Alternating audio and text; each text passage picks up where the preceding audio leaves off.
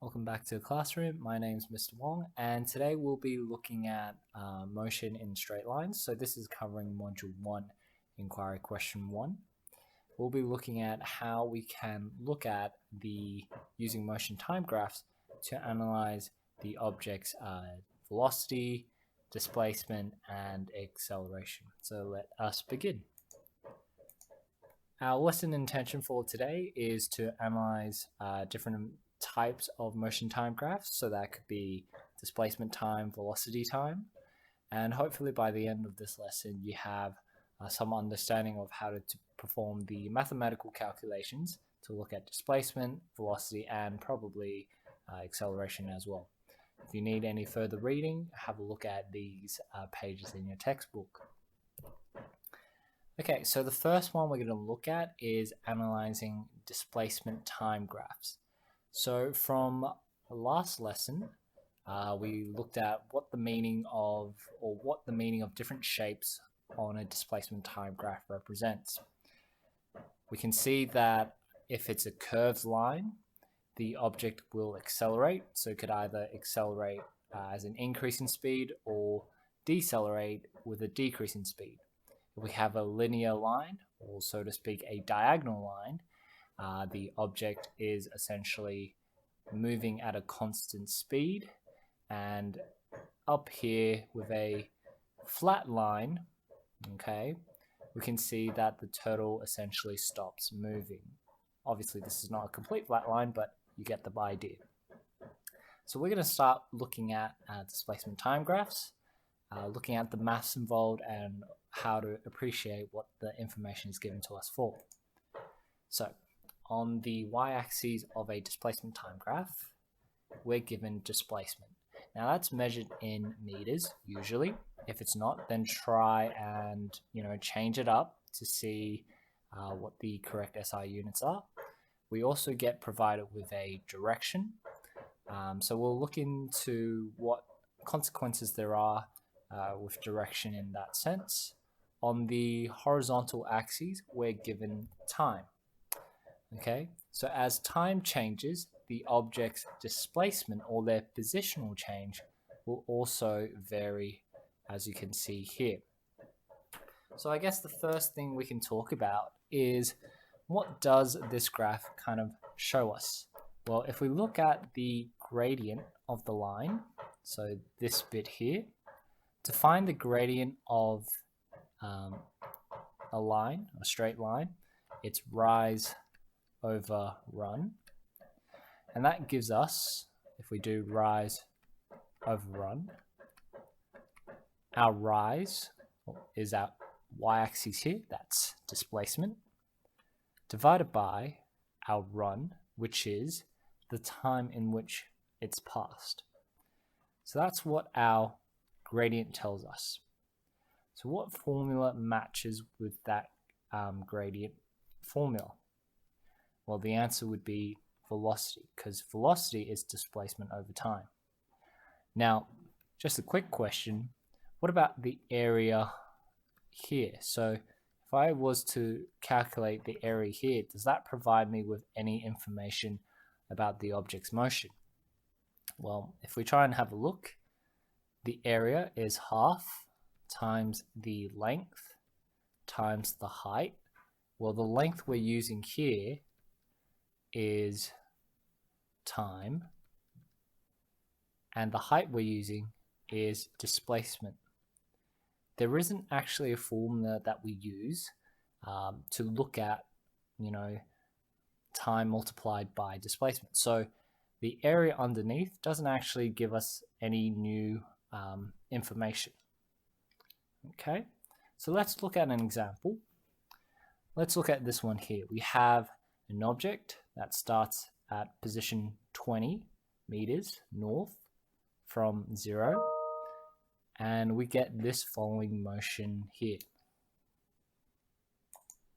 Okay, so it says in question 1, describe the motion shown. What can we see? Well, from the time periods of 0 to 8 seconds, so from 0 seconds to 8 seconds, our position hasn't changed, right? So there is no change in displacement, that means that the velocity is 0. So our object has not moved from our 0 to 8 seconds here. From 8 seconds to 12, we are effectively moving 20 meters south. So from this point onwards, we go from 20 meters south from the time of 8 seconds to 12 seconds. So there's a 4-second time period here. We can see a gradient line here, or a diagonal line. We can also calculate the velocity of this motion. So the displacement we have is 20 down. We could write it as negative 20, or we can write it as 20 south. Okay, so we'll just say south is our negative direction, north is our positive direction. Time that's passed is 4 seconds, so we've gone negative 5 meters per second. Okay, so what does that negative actually mean? It means we've gone for 4 seconds 5 meters per second south. So you could also say for 4 seconds object moves 5 meters per second south.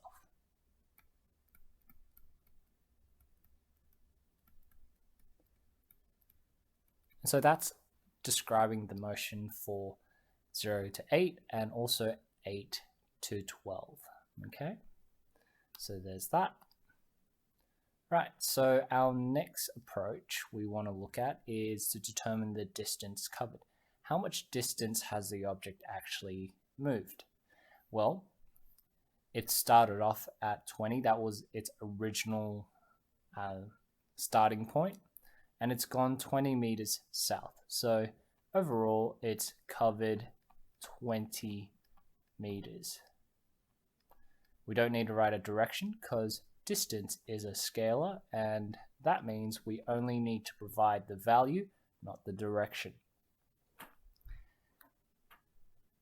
And then question 3, what would the displacement for this object be at 12? So displacement is the definition of change in position. So change in position. So that would mean we have gone 20 meters south.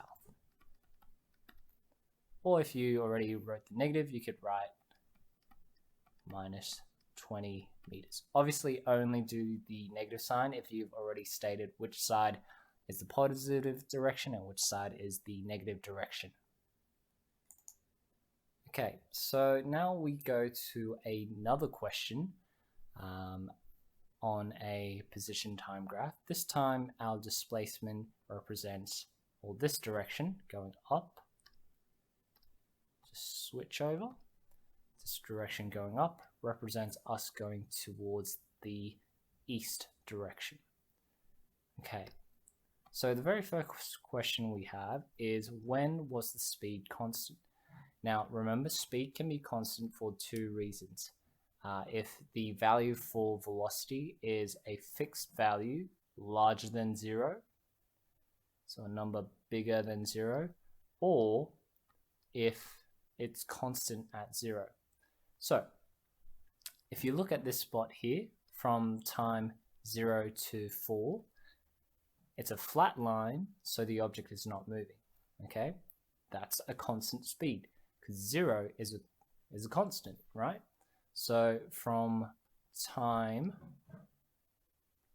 0 to 4 seconds, that's a constant speed. We can see a diagonal straight line from time 4 to time 10 seconds. Remember, diagonal lines or diagonal straight lines also represent a constant speed. So 4 seconds to 10 seconds. And obviously from 10 seconds to 14 seconds also represent an object moving at a constant speed. Okay. Question 5. Calculate the speed of an object between 0 to 2 seconds. So from here to here. Might just change color. Hopefully you can see. So from this point to this point, that would be 0 meters per second, right? Because the object isn't actually moving. From 4 seconds, so this point here, to 10 seconds. So we'll use the gradient of the line, this point here. So our rise starts from 20, goes to 50. So we have a rise of 30. We go from 4 to 10. And so that gives us a run of 6. So rise over run, 30 divided by 6. That gives us a value of 5 meters per second. Okay. And then the next one that we have. Okay, so from our 10 seconds to 14 seconds, we'll change the color again. So from this point here to this point here, the overall displacement change is 50. Okay, so we have velocity is equal to 50 divided by our time, which is 4 seconds. And so our velocity is about 12.5 meters per second. Okay, this is speed, so all we have to do is give the values. It says, question 6, calculate its velocity during these 3 time intervals. Okay, so the only difference is you're adding in a direction. So for the first one, this point here, I'll write it on the chart. This point here, the velocity is 0. This point here, the velocity is 5 meters per second east. And then down in this direction, this point here, we're moving at 12.5 meters per second to the west. So that will be the velocity there. Okay. Next question, it says, what is the average speed of the object for the whole journey? So average speed, so speed average implies that it's the total distance divided by the total time of the trip. So in total, we've actually traveled, if I just kind of get rid of some of these scribbles here. Okay. In total, we started off at 0. We went up for 30 meters, and then we went down this way by 50 meters. So in total, we've traveled 80 meters. Okay. So speed average is 80 divided by our total time traveled, which is 14 seconds. So that gives us a value of about 5.7 meters per second. Question 8, it says calculate the average velocity of the whole trip. Okay, so what's our total displacement over time? Well, we started at 20 meters east. We end at 0. So we've actually gone 20 meters west. That's our overall displacement. So if we say 20 meters west, okay, divided by a time of, let's see, 14 seconds, that means we have traveled 1.43 meters per second west as an average for the whole trip. Okay, obviously that's one of the things with averages. It doesn't tell you the full story of the journey. It kind of gives you more like a summary. Alright, now that we've covered displacement time graphs, our next video we're going to look into velocity time graphs. So stay tuned and keep trying these questions.